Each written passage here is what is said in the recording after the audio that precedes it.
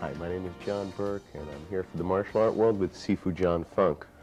Sifu, you've been working on a series of martial art videotapes here in New York, and I wonder if you could tell us about those tapes and a little bit about the style that you practice and teach and have been studying for all these many years. Well, I'd be glad to, John, and thank you very much for inviting me on your show. I appreciate that very much. Pleasure. The tapes that you just mentioned, there's a series of 3 tapes that are coming out very shortly, which will be available in all of the major martial arts magazines, Inside Kung Fu, Black Belt, etc. These are a series of 3 tapes with 2 forms on each tape, one weapon set and one empty hand set.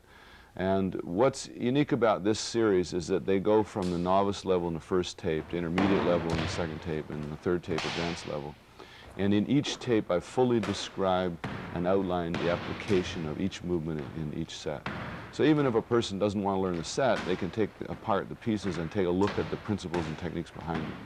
Or if somebody's interested in a weapon set, or they want to get a little comparison with what they do now, see how it looks, they can certainly do that because in each, and as I said, in the hand stuff and in the weapon stuff, I've completely described all of the essentials and some of the secret techniques that are involved. And this is pure 7-star praying mantis. That's correct, which dates back some 350 years. It was founded by a gentleman named Wang Long in northern China.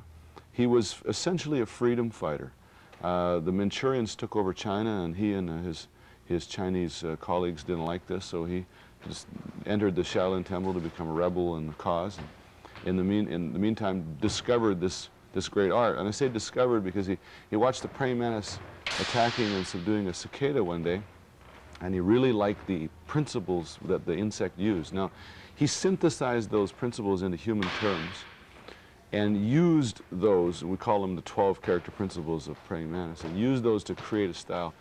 He amalgamated 17 other styles or aspects of other styles, along with the footwork of the monkey, and when we say that, it's very quick and agile and very efficient footwork.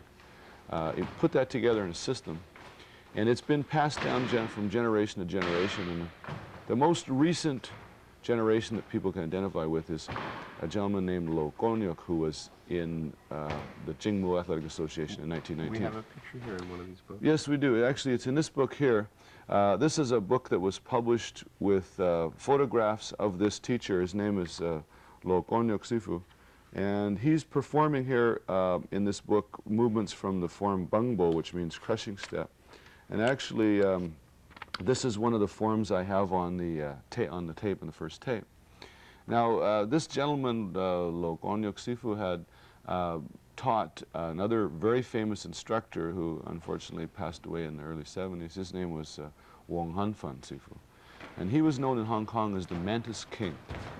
He was the #1 boy there. He also taught for the Jingmu Athletic Association for a while, but then he created his own. And he taught a gentleman whose Chinese name is Cheng Wang Chun Sifu, and in North America is commonly known as Al Cheng. And that was my teacher.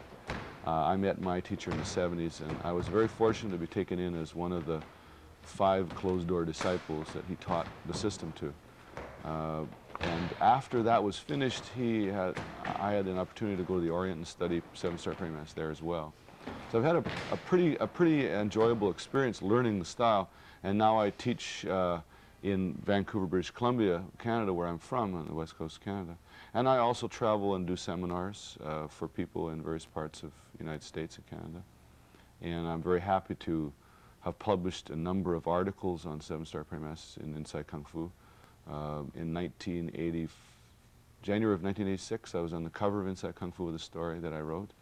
And coming up in July issue of Karate Kung Fu Illustrated, they further put me on the cover. And we dealt with a little bit of self-defense kind of material as well. Well, it was a pleasure to talk to you about Kung Fu, and I hope we'll see you again here in New York or in other places in the future. I want to thank you for being with us. Thank you very much for having me on the show, John.